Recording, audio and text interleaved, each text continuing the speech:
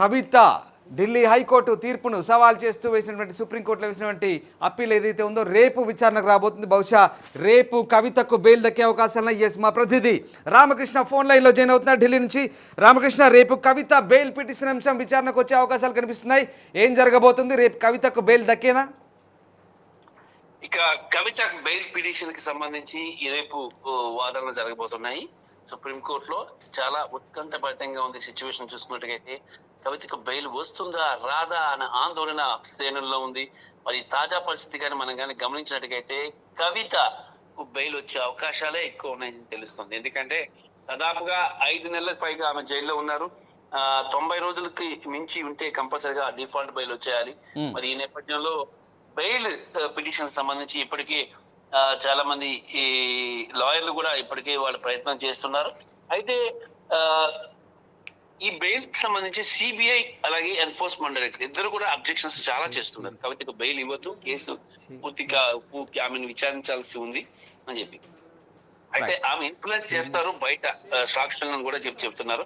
మరి ఈ నేపథ్యంలో బెయిల్ ఇవ్వకపోవడమే మంచిదని చెప్పేసి కూడా సిబిఐ ఎన్ఫోర్స్మెంట్ డైరెక్టర్ చెప్తుంది. దానికి కోర్టు కూడా ఒక విషయం చెప్పింది. ఏంటంటే ఈ కేసు ఎంతవరకు ఇన్వెస్టిగేషన్ అయింది అంటే కేసు 90% ఇన్వెస్టిగేషన్ అయిపోయింది. 90% కేసు దర్యాప్తు పూర్తి అయితే. కానీ రామకృష్ణ, కవిత ఆరోగ్య పరిస్థితుల రీత్యా నిజంగా చాలా దారుణంగా ఆరోగ్యం క్షీణిస్తున్నట్టు బీఆర్ఎస్ శ్రేణులు ఆందోళన వ్యక్తం చేస్తున్నాయి. ఆమె లాయర్లు కూడా రేపు అదే ఆర్గ్యుమెంట్స్ గట్టిగా వినిపించే అవకాశం ఉందా? 100% వాళ్ళు లాయర్లు వినిపించడం ఒకటే కాదు, కవిత విషయంలో ధర్మాసనం కూడా చాలా పాజిటివ్ గా ఉంది. ఎందుకంటే ఆమె ఒక మహిళ, ఆరోగ్యం బాగాలేదు, 3 సార్లు హాస్పిటల్కి వెళ్ళింది, ఆమె ఆరోగ్యం క్షీణిస్తుంది, ఒక మనిషికి జీవించే హక్కు ఉంది అని చెప్పేసి కూడా ధర్మాసనం చెప్తుంది. కాబట్టి 100% కవితకి బెయిల్ వచ్చే అవకాశాలు అయితే స్పష్టంగా కనిపిస్తున్నాయి.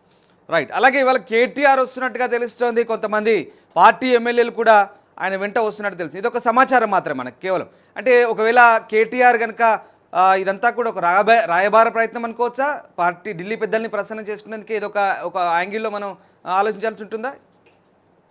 అంటే కేటీఆర్ ఇప్పటికే ఆల్రెడీ పెద్ద హై లెవెల్లో కవితను బయటకు తీసుకునే ప్రయత్నాలు జరుగుతున్నాయి. అయినప్పటికీ కూడా అక్కడ వాస్తవ పరిస్థితులకు అనుగుణంగా చూసుకున్నట్టుగైతే ఆమెకున్న పరిస్థితులు, ఆమె మహిళా ప్రజాప్రతినిధి, ఎమ్మెల్యే యాక్ట్ ఇవన్నీ ఉన్నాయి కాబట్టి ఆమెకి ఇప్పుడు బెయిల్ వచ్చే అవకాశం. ఎందుకంటే మనీష్ సిసోడియాకి బెయిల్ ఇచ్చారు, ఆమ్ ఆద్మీ సంజయ్ సింగ్ కి బెయిల్ ఇచ్చారు, అభిషేక్ బోయిన్పల్లికి బెయిల్ ఇచ్చారు, ఒక అరవింద్ కేజ్రీవాల్ కి కవితకి బెయిల్ రాలేదు. వీళ్ళిద్దరికి బెయిల్ కూడా ఈ ట్రిప్ లో వచ్చే అవకాశం ఉంది. దాదాపుగా కేసు దర్యాప్తు పూర్తయింది కాబట్టి దీనికి సంబంధించి నివేదికను కేంద్రానికి సమర్పిస్తుంది ఆ దర్యాప్తు సంస్థలు.